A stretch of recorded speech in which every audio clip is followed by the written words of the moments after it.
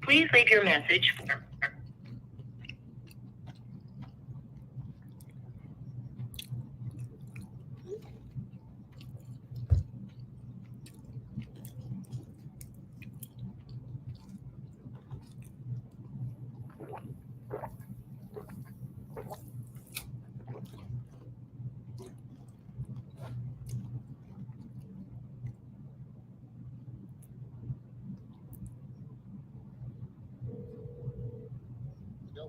Hey, what up? Okay, you ready to go? Okay, cool. Yeah, so I'll just go live here, and then hold on, I gotta mute myself. I think everybody can hear what I'm saying.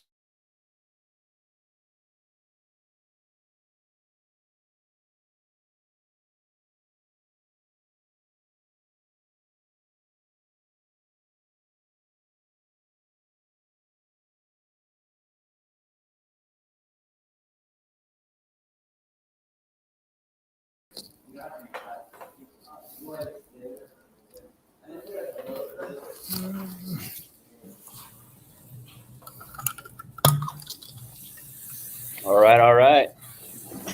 Hey, bro. Hey, everybody. I appreciate the few tuning in early. Apologize, a couple minutes late start, but that happens. I'm just going to silence my phone here. All right. Most of you know who I am. This is Coach Jerry here with Biohacking Truth. And as you know, we help people find fulfillment through purpose, whether that be pain in the body, excess weight, or just feeling lost, lacking direction in life, not knowing what the next step is. That's what we do. We're here for you. So today I'm being joined by my good friend Enqing Li. Enqing and I met through our courses of study at the Czech Institute. I believe it was in the second IMS class, right, Enqing? Yeah. I guess too. And since then, we've bonded quite nicely. And, I've taken a lot away from my interactions with Enqing. We're very similar, but also very different in a lot of different areas. I would say, almost opposite personalities.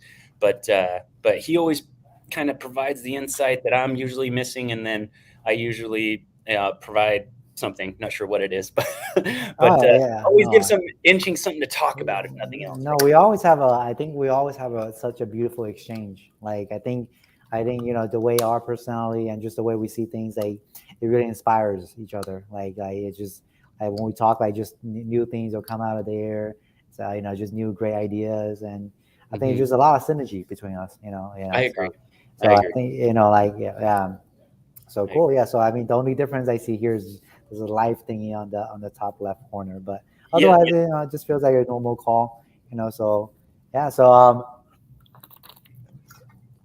today's you said we're going to talk about separation and loss. I think you mentioned that actually, now that you mentioned that, I think you mentioned it once before, and I kind of forgot about it. I think maybe that's another reason why we're kind of opposite and attracts to each other, like similar wounds and similar traumas. This all stemmed from a conversation Enqing and I were actually having the other day. It was just a random conversation, like a lot of the ones that we have are, and it just started getting really good. And so I was like, pause, let's go live. So we're going to go live, and Enqing, whatever you're willing to share would be so beneficial. Obviously, if there's something that's little deep and fresh right now, I'm not going to ask you to share anything you're not willing to. But just for the audience that may or may not be familiar with my backstory, so today's topic is about happiness, finding happiness through loss. That's the original base topic. And Enqing and I were talking about loss the other day, and particularly the maternal loss. And so those of you that know my backstory, my mother left when I was 7 years old. It was really sudden. It was like from out of nowhere. And up until then, she was a stay-at-home mom, and I was obviously a stay-at-home kid. So I was really attached to mom. So it was like this just ripping of someone right out of my life. And for all intents and purposes, she died that day, because I've only seen her twice since then. That was 35 years ago, 38 years ago, somewhere in there, 30 something, almost 40 years ago. Wow. So that obviously influenced deeply who I am. And Enqing, you have a similar story, and it's very interesting how it's also deeply affected who you are, and what it's created is something beautiful. And so I would just love you to share anything you're willing to share about that as we provide some backstory, and then maybe we can get into that space we were in the other day. Yeah, sure. Okay, so the topic, I like how you choose the topic, how to find happiness through loss. I think that's been my soul's purpose, not, if it has to put its title on it, right? Yeah. And so a little bit about me. I think my mother, she passed away when I was 12, in a car accident. She was riding a bike, and yeah, like I think I was too wait. I think we both were too young to handle that experience. So and the way I processed it wasn't helpful either. I think the way I processed it was being in a room. I think it was by myself and my brother, and not talking for about a week. It was just straight silence. Just shut down. That's how my family dealt with it. My brother didn't talk about it. My dad didn't talk about it, and I think that that runs in the Asian culture, at least for me. That there's a lot of there's no we don't really talk about grief and loss. It's at least not in my family. Right.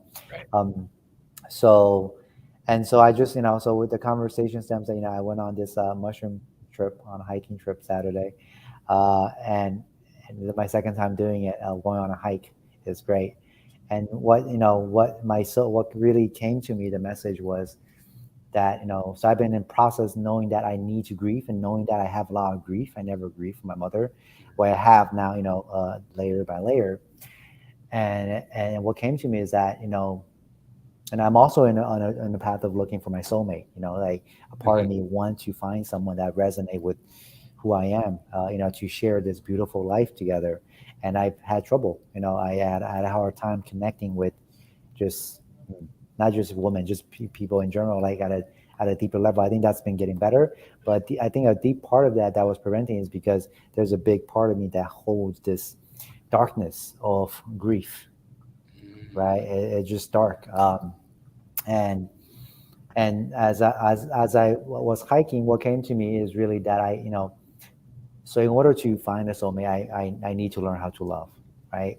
And in order to love again, I really need to grieve. And I'm still learning what that means to me. Just to really feel my emotions.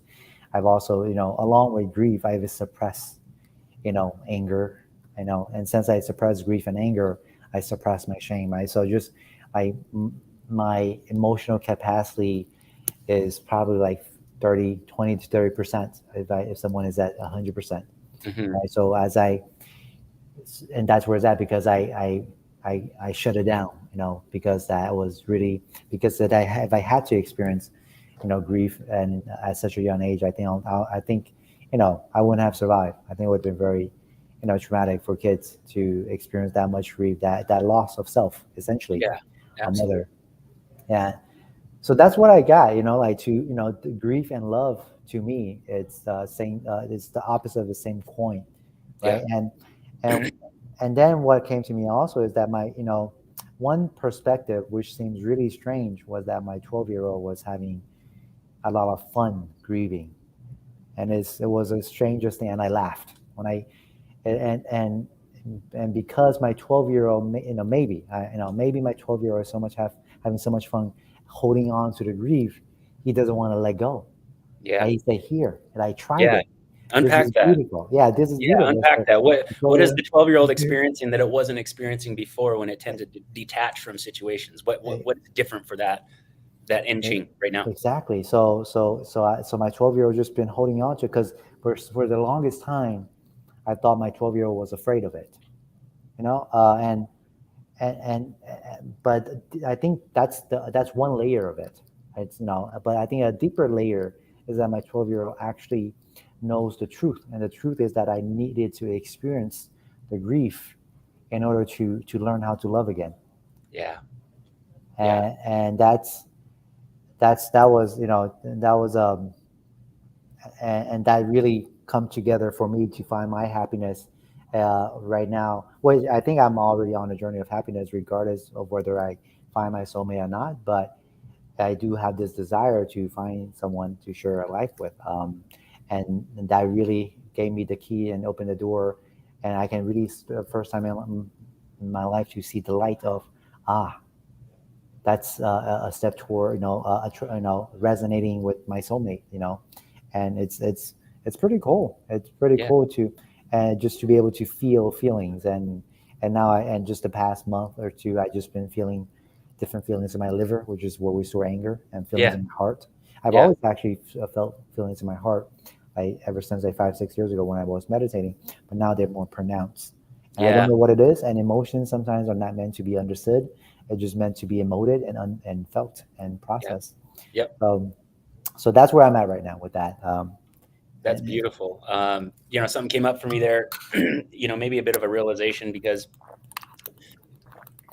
as you know, people come in our path throughout our life, but some people just make certain impact on us that are very attractive to us, and personally, you're one of those in my life. And on paper, it doesn't really make sense, right? Like if anybody like ever listened to a conversation between Enqing and I don't know, it might be super comedic, right? Because I'll just get all fired up, and Enqing will just look at me and he'll say, he'll just say something, he'll say an Enqing thing, and that'll put me in a different space. And when you mentioned getting in touch with those emotions and giving it space, right, and just allowing it to do what it does, which is process, which is typically what the opposite of what Enqing would do, right? Enqing, you're little inside baseball, on the personality scale. Enqing is much more on the detached end of things. When things get hard, maybe he doesn't want to feel, he wants to detach and get into a different space. For me, I'm the complete opposite. So,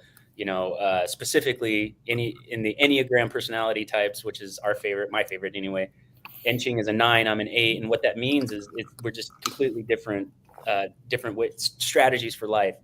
So for Enqing, your strategy towards integration would be to immerse yourself in that, right? That emotion, that pain, that perspective, just really get in the center of it and see it from the inside and look at it. For me, that's how I get to disintegration, right? I need to detach.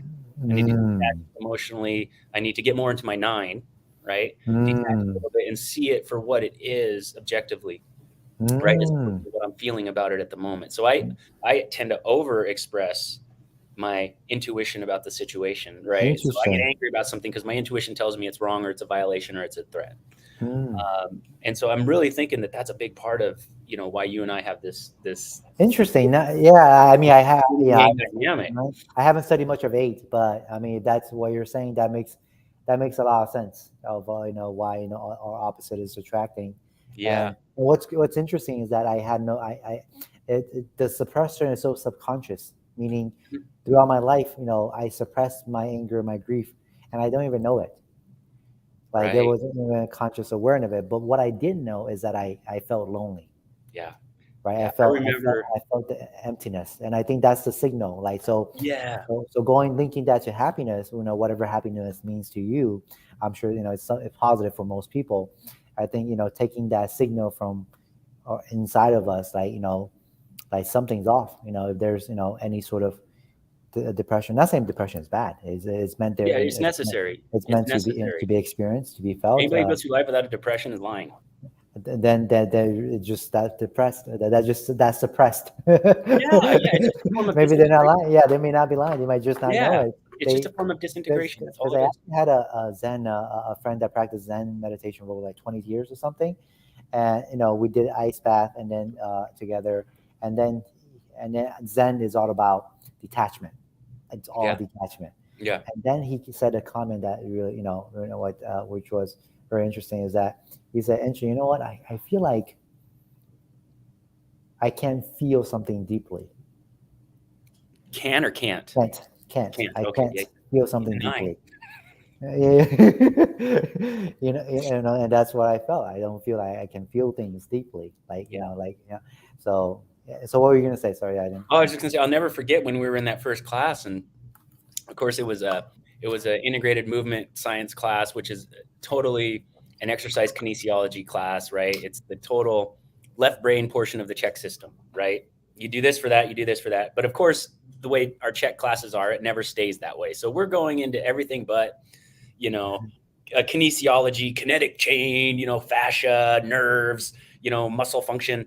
And, all of a sudden we're talking about emotions and their effects on our digestion or That was a whatever. lot of emotions. Yeah, that's my Yeah, and favorite part. I remember looking at you like, "What?"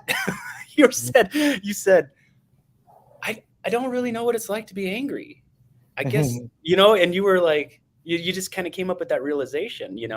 Um, and so that brings me to, we talked about happiness, right? And that's kind of the theme for this, but happiness is a played out word. I feel it's become cliche. Mm, People pursue happiness through pleasure and really escape. Like what most people deem as happy making for them is really escapism. well, I think we got to define happiness for each of us. I think everybody Yeah, has a different definition. So, what is your happiness? What is happiness happiness. for you? Yeah, for me, happiness is anything that brings me joy, right? Anything that brings me Mm, joy. Now that can be something that is immediately on my dream path towards my purpose, like keeping me in alignment, or it can mm, be something that momentarily pulls me out of alignment so that I can appreciate what it's like being in alignment. Right. mm, So for me, I love my ice cream, right? I love ice cream. That's like the thing that, like, if you got rid of ice cream, I don't know what I would do. Right. mm, And so it used to be that was like an overexpressed part of me was junk food. Right. But if I deny myself a bowl of ice cream, I got to ask myself, well, why? Well, you shouldn't be eating this. Well, why? I've done mm, everything else that I need to do today. Why can't I have a bowl of ice cream? And so mm, that would be my first thing. Like, so my first response, what is happy making for me? Things that bring me joy, right?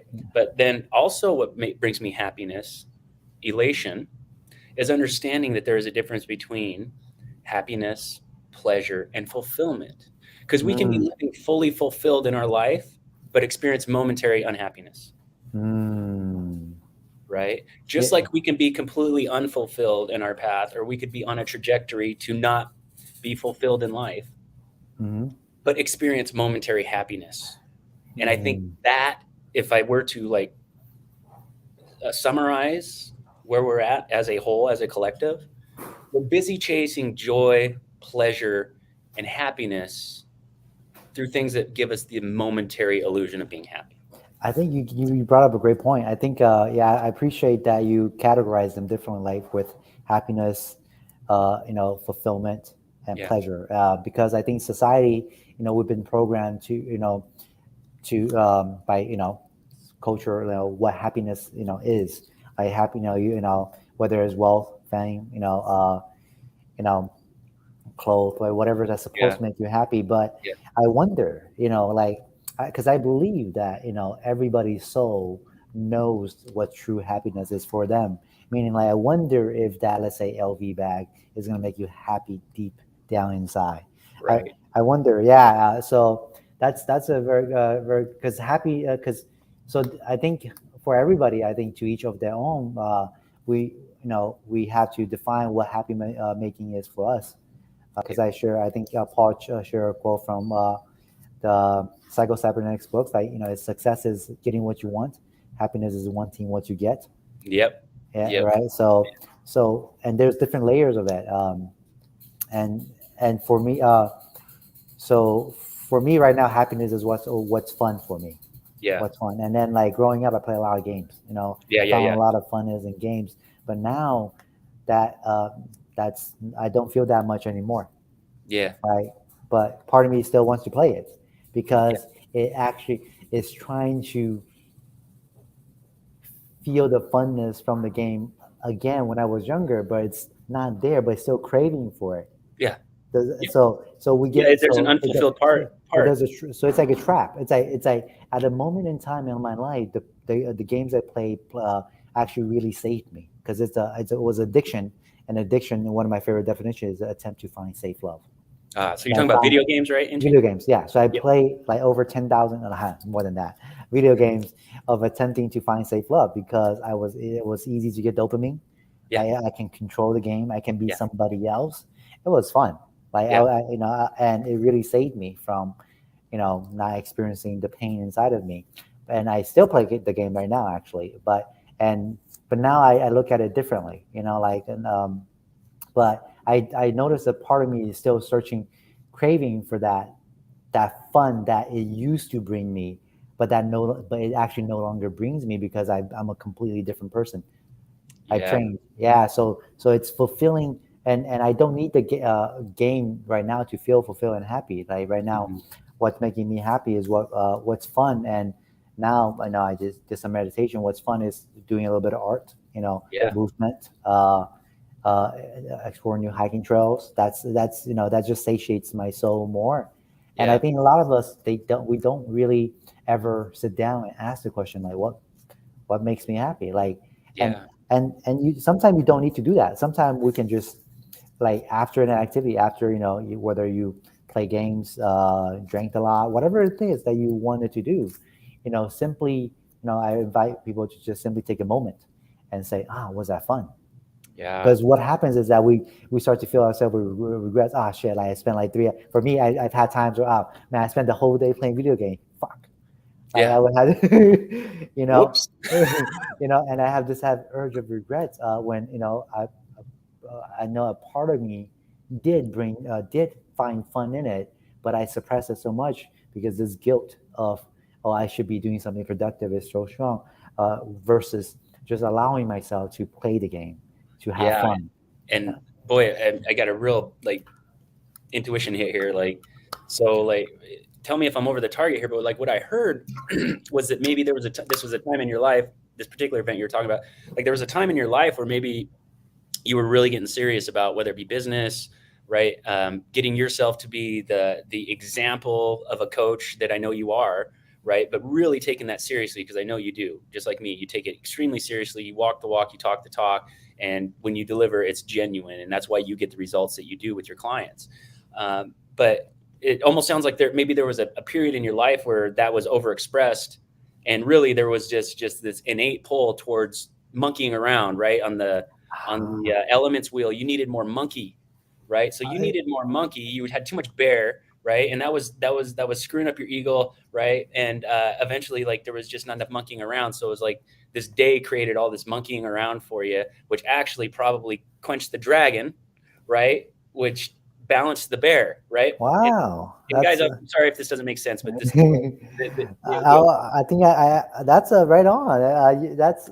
I like how you connect those dots. yeah, Because yeah, like that's over what. and under expression. So yeah, so what no, so I'll say it to how I understood it is that when I started my business, opened up my studio, was January of 2021, which is my here in New York City. Uh, right, I was working a lot. I was just taking all the clients, doing a lot, working a lot. Don't know how much I was working. I was just working. Yeah, yeah, yeah, Everything yeah. everything revolves around work. And then Just getting there. about like 8 or 9 months in, I felt this burnout. Mm. And then my first uh, action I notice when I get toward burnout is I go to games. Yeah, Like, that's yeah, your like default. The monkey. my default. My Yeah, yeah. default. It's Go to the yeah, monkey. yeah. My default is to go to the games, but then I wasn't conscious of it. Like, I mean, I was conscious some of it, but not fully conscious. I just know that when I play game, that's an indication I'm burning out.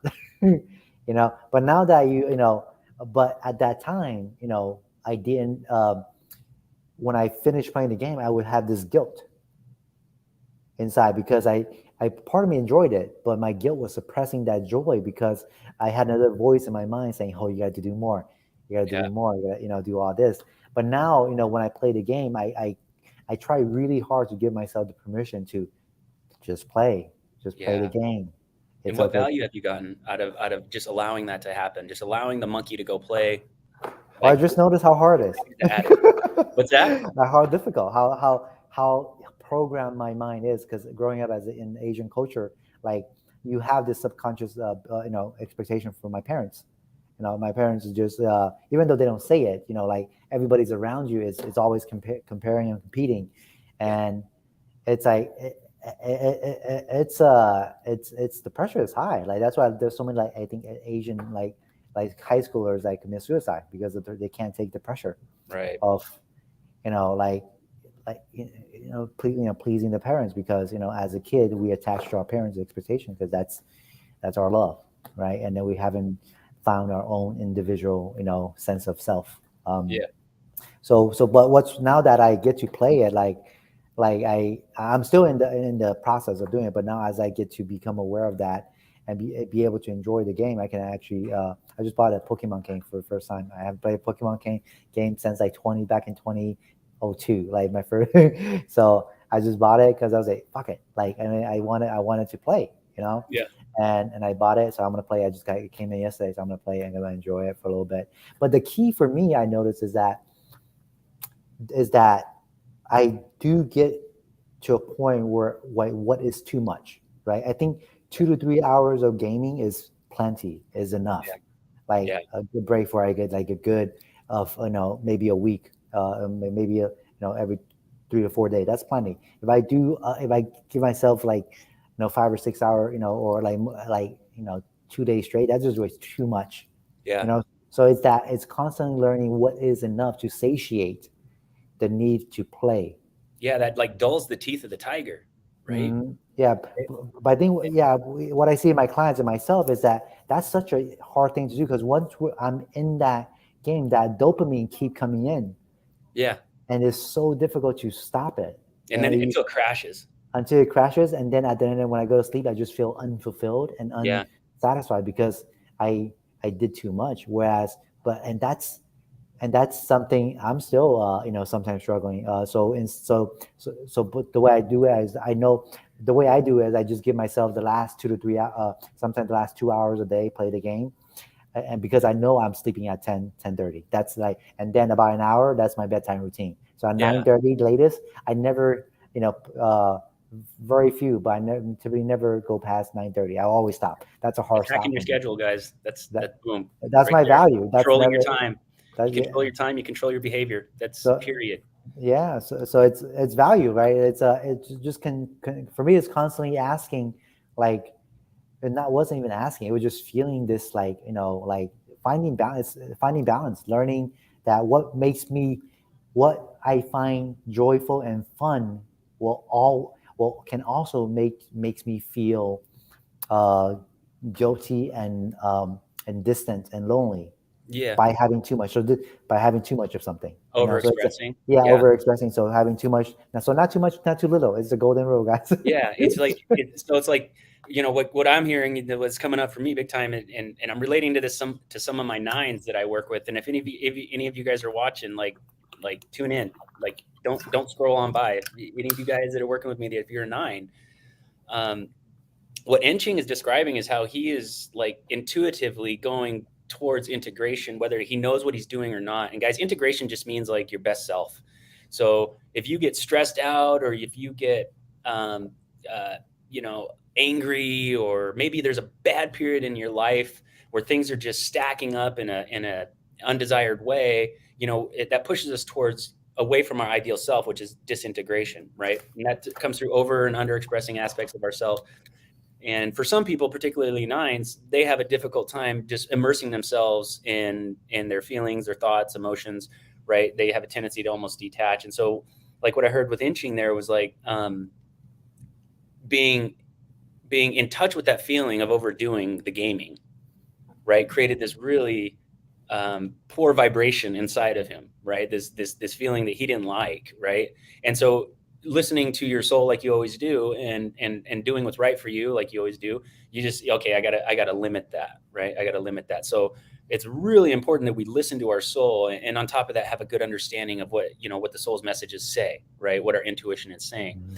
And that is, guys, that is really pretty much the seed of fulfillment, what we just talked about. And I would love to chop up fulfillment with you, Enqing, because it's a term that is, it's thrown around a little bit, but I've never really heard a good explanation for it. I think it's just interchangeable with happy, right, and joyful. But really, fulfillment, my definition or my interpretation of fulfillment is, period, your needs are being met at a reasonable level. Your needs are being met, and then from there, you've got a clear understanding of what your purpose is in life and the values that you formed surrounding that purpose keeps you living in alignment. And if you're living in alignment, you're fulfilled. Yeah, I think the first thing that came to me is how many people ever felt that? List is short, brother, especially right now. All we got to do is look around. All we got to do is Yeah. look around. So that means that what that means is that people don't have nothing. It doesn't have anything to compare it to. No They awareness. they have, yeah, they don't know what they don't know. They don't know what fulfillment can actually They don't know that's a feel thing. like. Yeah, they didn't know that, and so then they will listen to other people of what other people think is fulfills them. Other So unfulfilled people. other exactly. Yeah. So so continue on the topic, but I think what's very important when it comes to not too much, not too little, is what I just learned from Paul's podcast. Is the person says that you always have a choice. Like knowing that we always have a choice. Like like any moment that you feel the unfulfilled sensations, or you just don't you just don't like where you're at. You're unfulfilled. You're in pain. You're sad. Like you just don't like your life. Like know that you have a choice. Yep. And that's because when we're in that survival mode, we think we don't have a choice but to survive. Yeah. And that's our reptilian brain that's been programmed for millions of years. So that's one of the hardest. I think that's the easiest trap to fall into is to. How do people know if they're in their survival mode? I mean, sympathetic mode, you guys, symptoms. If you have symptoms, you're in pain, you can't poop, you can't sleep. Yeah. You have low energy, you're pretty much in sympathetic, you're fight and flight stress mode. Yeah. And I'll even add to that, like if you ever feel like you're the victim in a situation, if you ever feel like you're the saboteur, I just sabotage things. Right? If you feel when you feel out of control. Yeah. If you catch yourself saying things like I have to, then you're a prostitute. Right. And all of that is a huge indicator that you're stuck in a child archetype. All the survival archetypes. And so guys, that it's like this stuff isn't as hard as it sounds. I know there's a lot of information out there in the spiritual world and the self-help world, and it's extremely conflated, but this stuff is very simple once you get down to who you are, what it takes to keep you integrated, what it takes to keep you in alignment, right? Then you'll be fulfilled, right? And then understanding stuff like this. And I think if I'm in a survival mode, I need to snap out. Yeah, and I think the one of the easiest way to snap out of it, because sometimes when we're in that space, it's so damn hard.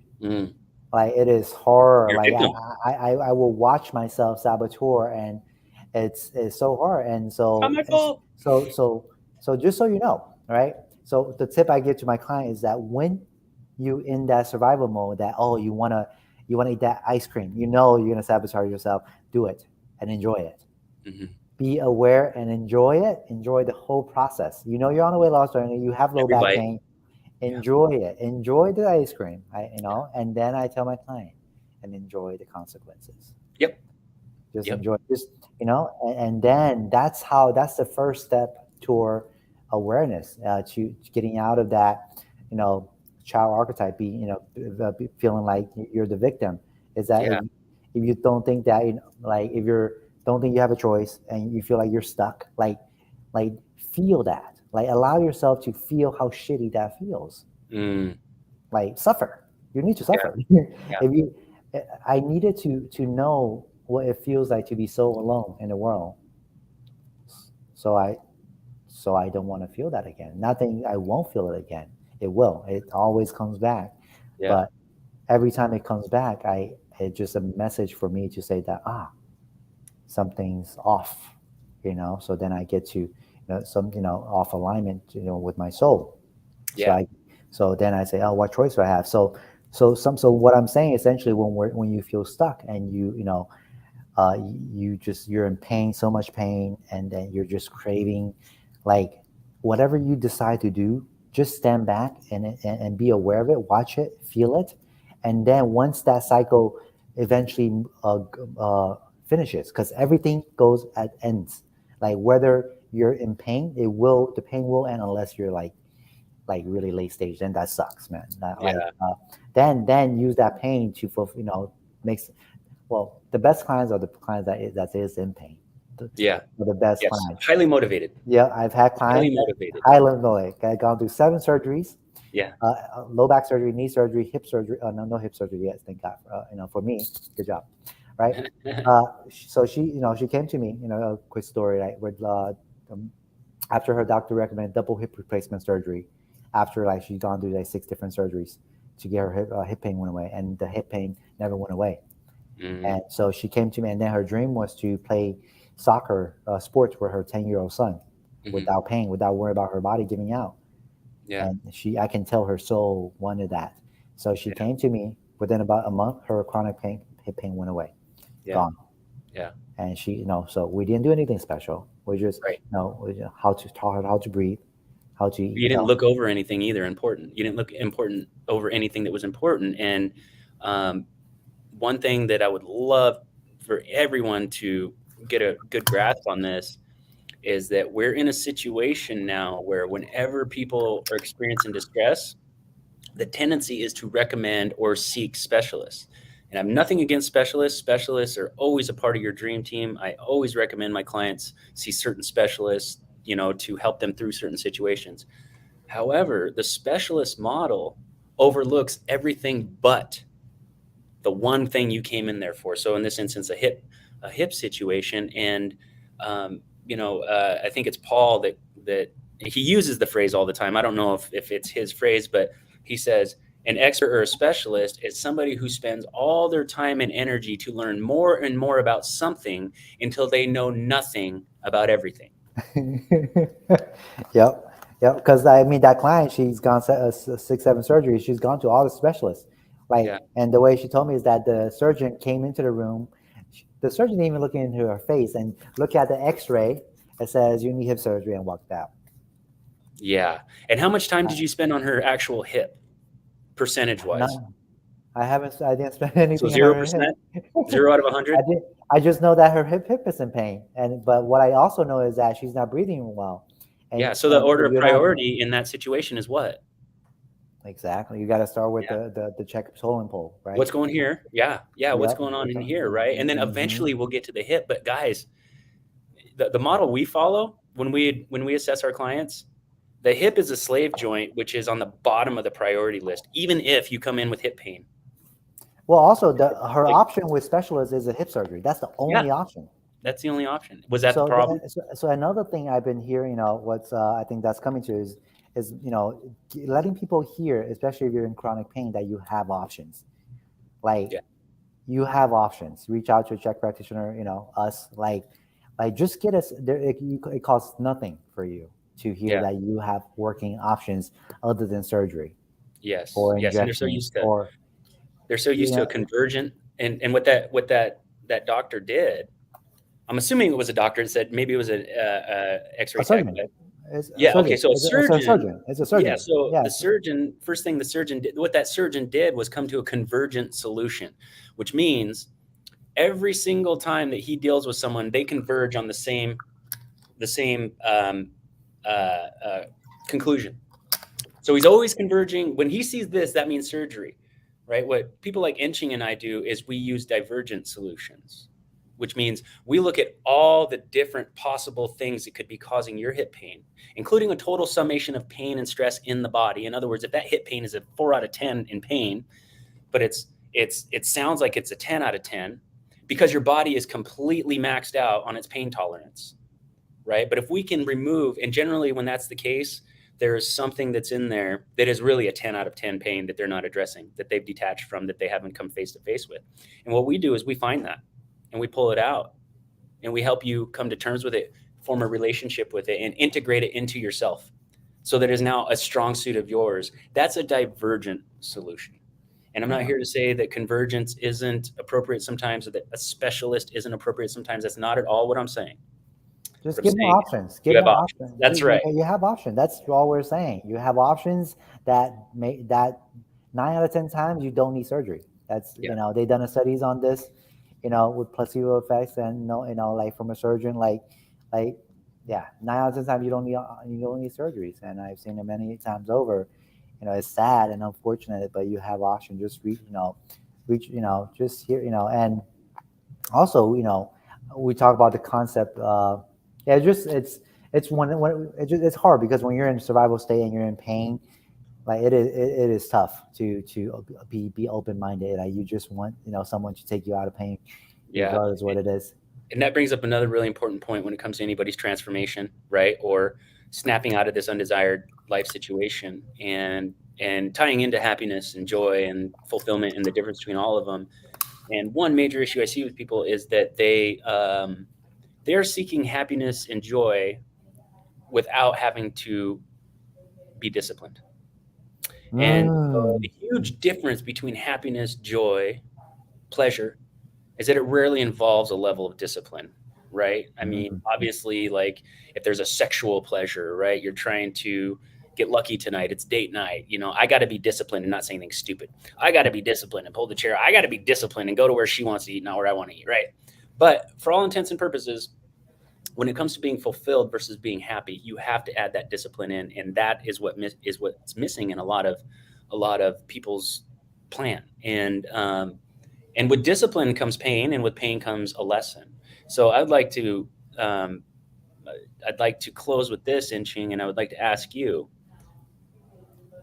what could you share with the audience, a lesson that you've learned within the last 3 months that you feel would be worth sharing today? mm. Well, let's dive in. I kind of want to reflect on what you said about discipline. So, if I did hear you correctly, that if you're on a path of true happiness and fulfillment, you don't. There's no need for like not as much need for discipline, or No, no. or So if we're not familiar with the difference between fulfillment and happiness and pleasure, hmm right? If we're not familiar with that, we might seek fulfillment through happiness. And if we're doing that, we want to understand that the reason why we're not fulfilled is because we're not disciplined in certain areas. mm, And so a lot of times in pursuit, once we make that realization, like the hero's journey, right? The realization part of the hero's journey, once we realize that, oh, I need to change some things in order hmm for me to feel the way I want to feel. That's where the discipline comes in, right? And people are looking for motivation, they're looking for the right answer, hmm the right guide or whatever, but really it's just usually what's missing is a little bit of discipline. So once we add mm, that discipline in, it creates a level of pain and awareness, right? mm, And pain heightens awareness, as we know. So as we go through that pain, the discipline creates these new habits, this new state of being. But through mm, the course of changing our former self into our new mm, state of being, through mm, that course, there's some pain that we learn lessons from. mm. That's what I'm saying. Thank you for sharing that. And I have a quite different view of discipline. Okay, yeah, let's hear it. Yeah. So, and I see where you're coming from, like to because if you look up the dictionary, the definition of discipline, it actually has a very negative Yes, consequences to it, yes, right? I yes. never liked discipline. I never No. like. I was like, you don't. Yeah. So, but I can see where you're coming from, like of just the way you progress in your life and how that definition came to you. So that word that's working for you. And so for me, my perspective on discipline is I tell my clients that you don't need discipline, you don't need motivation, you don't need accountability. What you need is energy. Mm, mm. And I where, said, where they get where are they typically lacking that energy that you see? yeah. So what I mean by that is like so then my clients get a little confused, right? They're like, oh, because they always come in and, oh, I need discipline, I need motivation, I need someone to Yeah. be accountable for, I need and someone to discipline me. yeah, Is what exactly. yeah, yeah, Well, I need to be disciplined. Every yeah. on the realm of that. So, and I start to explain this concept that came to me, a year ago. So, is that you don't, think about it for a second. If you have, because all these people are already burnt out, exhausted. That's why they think they Mhm. need more discipline, more Yeah. motivation in order to be more exhausted. Yeah. That's why actually. So, And that's their relationship with discipline. exactly. Yeah. So then I asked them, like imagine that you wake up with, let's just say, 8 out of 10 energy level, like versus most people that's exhausted is at 3 out of 10, right? Would it be easier or harder to do what you wanted to do? Like let's say get your workout in, get your breathing in, you know, eat right food, that willpower, right? That's kind of connect to energy. Like most people says, everybody says easier. Would Yeah. it be easier? So that's the same with motivation. Would it be easier to go to the gym if you wake up with good energy? Yeah. Easier. Yeah. Totally. Accountability. Do you need someone to be accountable if you wake up with good energy? With good energy, you simply want to do things. That's good for, that Yeah. makes you feel better. Because Yeah. that's what energy, because when we have so much energy inside of us, we naturally want to do things. Yes. But it's when people are burned out and exhausted, they they start to think, oh, I need to keep I need some motivation, discipline, accountability to keep going on this road that to achieve something that I want. But they don't realize that this road they're doing is not the right road. It's what it's got it. So what I mean is that like going to the treadmill every single day and feeling exhausted. I think a client story, and then 2 months later, she chose the couch instead of the treadmill for an hour. And I asked her why. Why did you choose the couch instead of the treadmill? And she said because I was lazy. And I Yeah. was like, and in my mind, I was like, no. And I told her, I say, you're not lazy. You went Yeah. to the couch because if you had kept going, you could probably got injured. Right. And at that time, she was exhausted, 3 out of 10 on an energy scale. So she came to me, and a month she was about 8 out of 10, an Yeah. average. Like Yeah. so, then now, I now she and then so once she got 8 out of 10 energy, like she's following the program. So what she needed was the right information. So the right Yes. information for the right body, because everybody is different, and that's what we do is different from a lot of the medical Western medical system is that we were able to give low energy requirement exercise and movement and a low energy plan to build energy so Or you can energy cultivating exercises too. yeah Yeah. to build energy so they can achieve their goal and dream, whether you lose weight, get out of pain, be fulfilled, because that's what I think what we're good at is like creating a program that fits their need at their current level. Yeah.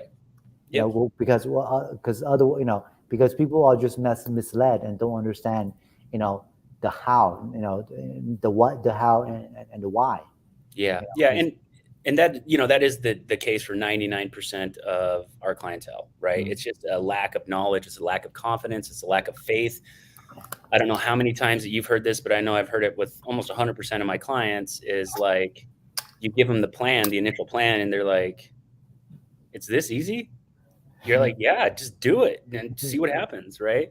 And then that's a good clarification on the semantic of discipline, because you're right. When just using that word, most people think of it as a punishment or doing things you don't want to do, right? ah, Which is a part of it. So for me, like the definition of discipline for me that I utilize with my clients is doing the things that will make you better that you might not want to do at the time. Right. And so for the couch example versus the treadmill, a lot of people would say, oh, the disciplined part would be to get on the treadmill. Right. Well, it's like, well, let's take a look at the whole situation in context. Maybe she's been working swing shift, or, maybe she's got a newborn baby and she's only getting a few hours of sleep a night. exactly, Right? So yeah. for her, the discipline, and maybe she's like so worried about her weight or her appearance or whatever that she thinks that she has to go do the treadmill, when actually the disciplined thing to do at that point would be to ignore it and spend some time getting some yin and in, right? So yeah, meditation or a and nap. most people got so injured over discipline, you Yeah, know, and yeah, but it's and not I true think discipline. It's illusional well, discipline. it's this so discipline, that's discipline without the proper information. Right, right. Because Without- discipline, like I said, per the way I use it, yeah, would be to do what you need to do, but you don't know, but you no, don't want to do it, or maybe you don't know. well, Right. So most people are lacking discipline because in. yeah, discipline is good when you know what you need to do. That's good for your body. But most people are lacking the 100%, information of what's actually good for them because they 100%. just go on YouTube, Instagram. Oh, I need to do this exercise for my back or Yeah, my core, but that's not what you need to do at all. Most of the yeah. time, those videos are doing more harm than good. So what So percentage? go ahead. Oh, I was just gonna say, what percentage of the people you work with would you say that even knowing exactly what they need to do, having a full understanding of why they need to do it, still have a hard time doing it? For me, it's Uh, probably about 1 in 10, I would say. I would say, yeah, it depends on a big factor. I feel like that part is the innately the client's desire, that like how much they have suffered. I realized that Yeah, these clients that has gotten faster, like within a month, like they've suffered for yeah, years. yeah, They suffered enough. yeah, so yeah, so that's I think that's really the underlying is that if you haven't, so that's why I see clients that just want to lose weight. That's not, it's going to be challenging because they're just not they haven't suffered enough. They haven't, and that's it's a shitty dream. That's a shitty dream. you know, It yeah, is. some people are There's intuitive. there's no foundation there. But some people are naturally intuitive and knows what they need. But a lot of people that's disconnected, like they just haven't suffered enough, so they're like, oh, I can try this, and I still got but so I think the common denominator is how long they've suffered. The longer they suffer, the faster the change. Mm. Yeah. How It's chronic is it? that's just the irony. It's ironic. It's just It's almost like they're a loaded spring. It's like they're just this loaded spring, but no one's had the code to take the top off. Nobody pulled the trigger for them. They've gone to Orange Theory Fitness, or they've gone to CrossFit, or they went and seen that personal trainer, and then that personal trainer sends them to a dietitian, then that dietitian sends them to a physical therapist, it sends them to a chiropractor, and all of those would be a good part of your dream team. But who the hell do you have in your life to put all of that together for you? Yeah. So absolutely. Back to your question, lesson, right? I think a lesson that I'll share with anybody that's looking to feel fulfilled, find happiness, and just I would like to add to feel alive, because I think that's a fun one to add in, is to really know that they have a choice. I think that just have so much power in them. If you choose to think you don't have a choice, that is still a choice that you chose. Yeah.